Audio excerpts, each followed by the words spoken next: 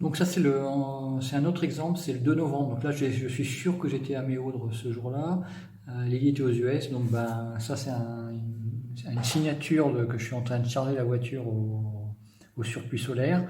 Et vous voyez là, la nuit, j'ai zéro.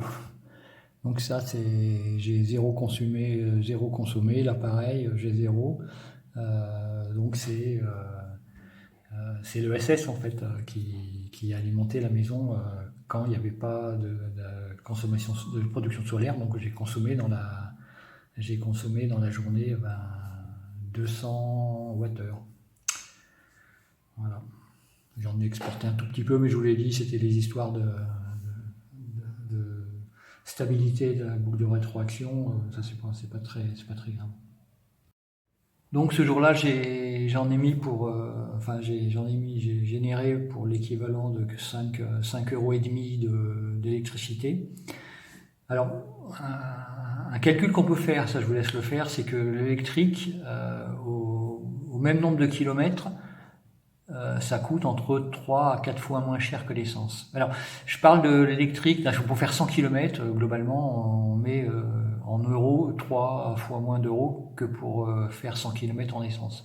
Alors, ça, c'est l'électrique quand on charge chez soi à des tarifs raisonnables, même en chargeant en heure pleine, hein, mais alors, je parle pas d'électrique quand on se charge à une borne sur l'autoroute en mois de juillet, hyper cher, une borne super rapide, hyper chère, hein, où on se fait arnaquer.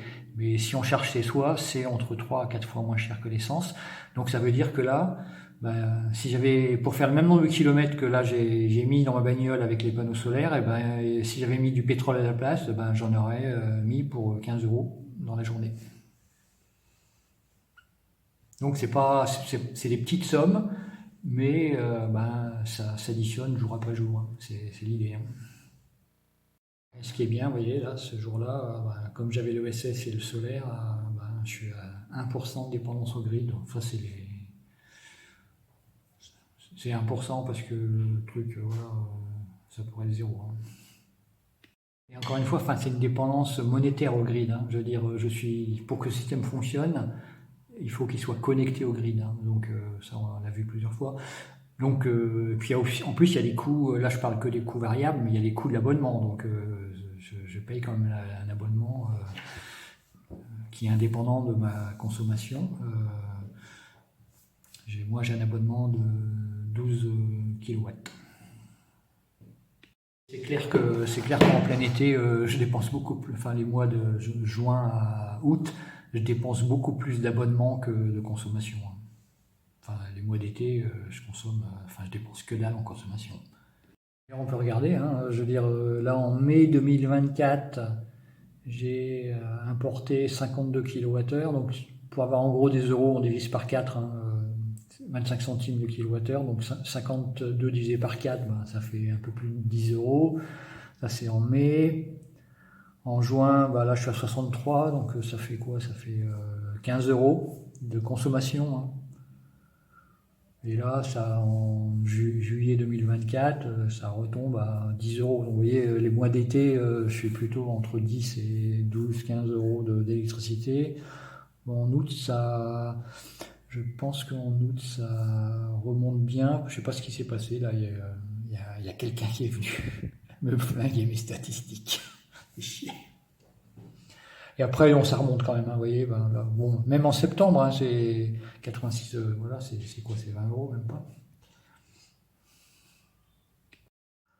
Là, je me rends compte que j'ai beaucoup injecté, là, mais en fait, pendant un moment, mon application Solar Tweeter était en maintenance, j'avais déconnecté le Raspberry, donc il y a eu des semaines où le truc il fonctionnait pas parce que j'étais en train de changer de version, donc ça peut expliquer largement ça, cette fièvre d'injection dans le réseau. J'espère qu'Enedis ne l'a pas remarqué. Alors vous voyez, sur 2023, j'ai importé 5 MWh et j'ai produit 5 MWh. Donc en théorie, je pourrais être autonome. Enfin, ça c'est une analyse qui est erronée parce que ça c'est un truc lissé sur l'année. En fait, l'essentiel de ma consommation, elle est en 3 mois, donc j'aurai jamais assez de batterie. Je vais pas charger, l'été pour décharger en décembre, hein, donc j'aurai jamais assez de batterie pour effacer cette consommation. Donc je peux me rendre le plus neutre du grid possible, mais je ne serai jamais à 0%. Enfin, je ne serai jamais complètement indépendant du grid financièrement, parce que j'ai des radiateurs. Hein. Les gens qui chauffent à l'électrique, le solaire ne peut pas faire chauffer une maison à l'électrique, surtout à Méoudre. Hein. Ça, c'est pas la peine d'essayer d'y penser. Surtout si les gens allument les radiateurs. Après, on peut aussi regarder les stats par année. Donc ça, c'est intéressant finalement. Donc ça, c'est en 2021. Donc j'ai commencé à installer les panneaux en mars. Donc ça, c'est l'année 2021. Vous voyez, l'année 2021, j'ai produit 2,5 MWh et j'en ai exporté 1,1. Alors que, donc ça c'est 2021, 2,5, 1,1. L'année 2022 où j'ai commencé à installer mon bignou, j'en ai produit 5,5, j'en ai produit 2 fois plus, pas plus que 2, ouais, 2 fois plus que 2 fois plus, et j'ai exporté que 1,2. Donc là, je pense qu'il y a mon système qui est mis en route. Alors mon système n'est pas parfait, surtout que les mois d'été, en général, il est déconnecté. Enfin, en plein été, il est déconnecté pour pas chauffer en pleine canicule. Donc il y a des mois d'été où j'injecte. Enfin, je peux pas rien faire d'autre. Hein.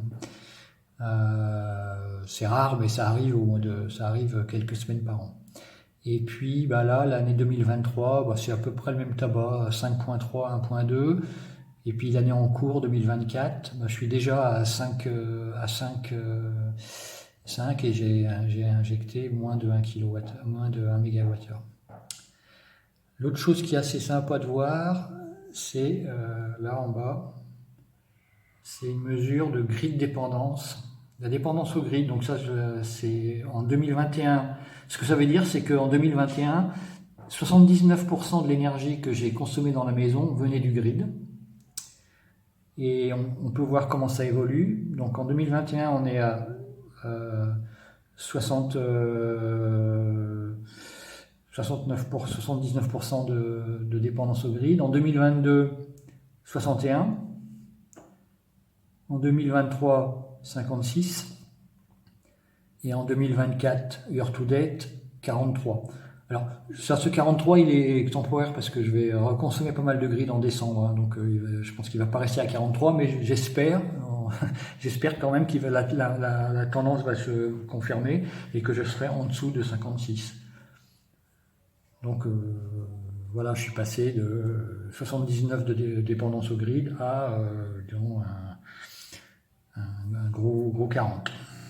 Alors, ma consommation électrique, hein, de toute façon il n'y a pas de miracle, hein, c'est les mois d'hiver, hein, c'est la partie grise qui est là au-dessus, hein, vous voyez, c'est les grosses barres, janvier, décembre, c'est quand la maison est pleine, tout le monde chauffe plein pot, hein, et puis qui a besoin de chauffer, hein, donc je consomme, je pense, les 3/4 de ma facture, c'est 3 mois, hein. Après les mois d'été, je pense qu'on consomme que dalle, hein.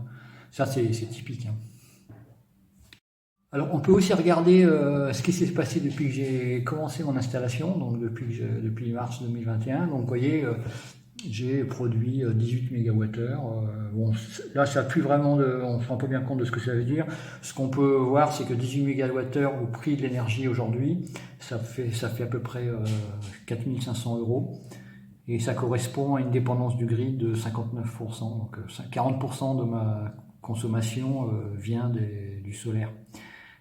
Alors, la consommation, il faut faire attention, parce que là-dedans, il y a aussi de la consommation d'opportunité. C'est-à-dire que quand je consomme pour chauffer la maison en mai parce que j'ai de l'énergie disponible, je le fais parce que l'énergie a un coût marginal de 0 et si je chauffe pas, ça va partir dans le réseau.